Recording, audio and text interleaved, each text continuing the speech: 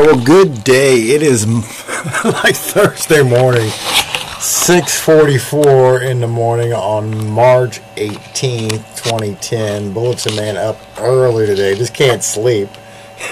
Got a big meeting with the US Marshal this afternoon, and so this might be my last broadcast. Ted assures me that they just want to talk, but I don't know. I'll just pray for this country and pray for the Bulletinman especially, because these are indeed perilous times here in mid-America. Folks, our country is under attack. We are at war. The Constitution has indeed been suspended. I have called everybody and their brother in state government, the Attorney General, the Governor, most of the state representatives, and not a one of them can tell me, even called the National Guard and the Department of Public Safety, and not a one of them can tell me whether or not the Constitution has been suspended. You know, the funny thing about it is I call around to the Governor and the Attorney General, and one of the ones who call me back are the U.S. Postal Inspectors, and God bless Bruce and John Jackman. They're really good fellows. I honestly believe they care about this country and they care about me. And we had a nice conversation yesterday. And he turned me on to Ted. They turned me on to Ted, the U.S. Marshal. So I'm meeting Ted this afternoon, and hopefully that'll all work out. And maybe Ted will take an interest as to what's really going on and who the real criminals are in mid-America. And you know what? I'm more concerned about what happens in Jefferson County. That is my home county. I'm actually living in exile now. I don't stay in Jefferson County, but I'm moving back, and I'm going to run for sheriff in 2012. At least going to buy a house there, maybe sleep out a couple nights a week or whatever. Down in Old Town in Crystal, houses that were selling for $75 and $80 are now they're giving them away for like $15 and $20. Thank you, Tom Shilley. God bless you, Tom. I'm going to actually be able to afford to buy a house in Crystal City now, thanks to you and your schmelter. Helter Schmelter.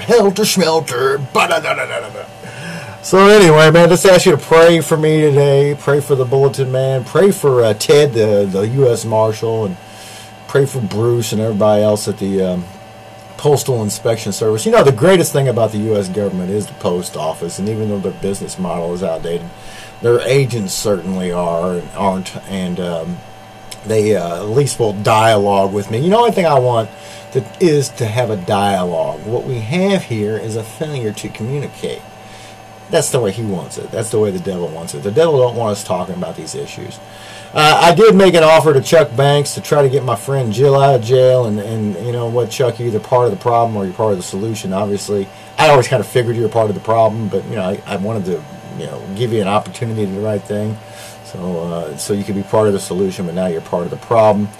And we might have found her a good lawyer. Matter of fact, America's finest trial lawyer. I'm trying to get Mr. Spence in on her case, and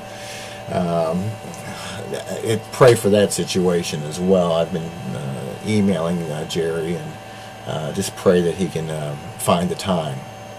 Other than that, today is the 18th day of March. I was going to go through the Wikipedia, what's going on today. But I wanted to get on here and reassure all you oath breakers, all you usurpers in power, that the Bulletinman is a man of peace. He's not going to harm you. He's not going to cause any harm to you.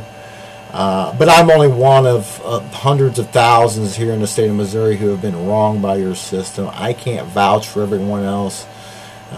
Everyone else doesn't have an outlet like I do. You know, the only reason I really do the Bulletin, it's very unprofitable. I don't make any money at it.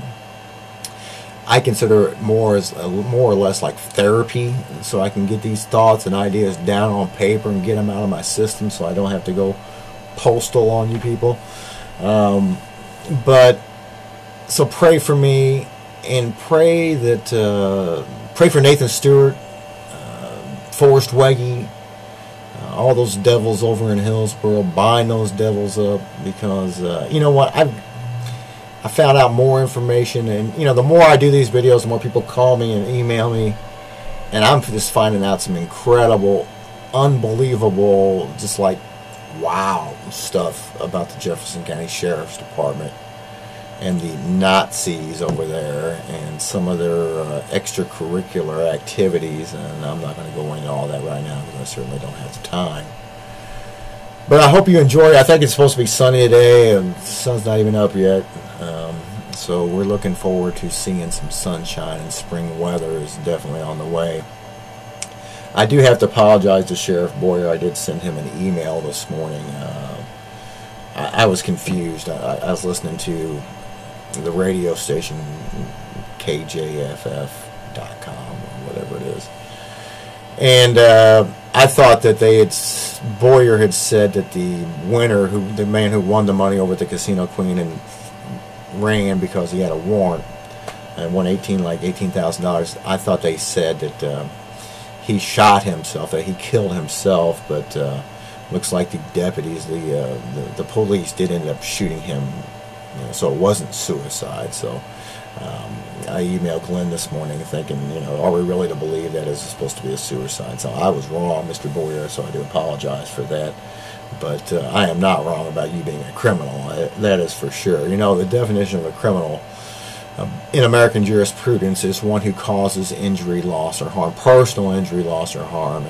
And all these drug cases, all these DWI cases where there is not a personal injury, then the real criminals are the ones who arrest those people and cause them injury, loss, and harm. That is the makings of a police state. But the good news is we outnumber you guys about 2,000-1, but nonetheless. I'll also talk about my next broadcast about the Imperial Wizards, my friend Frank down there at the Traditional American Knights being denied a permit to hold an event at the Fort Davison site. We'll talk about that. I'll make a few phone calls to my buddy Frank. Maybe one of these days we can get him up to protest here in Jefferson County. I love you. I appreciate you stopping by. And as always, I ask you to tell a friend about the one and only Bulletinman. Please, please, please pray for me, pray for Jill, and pray for the Nazis in Jefferson County. God bless you. Take care.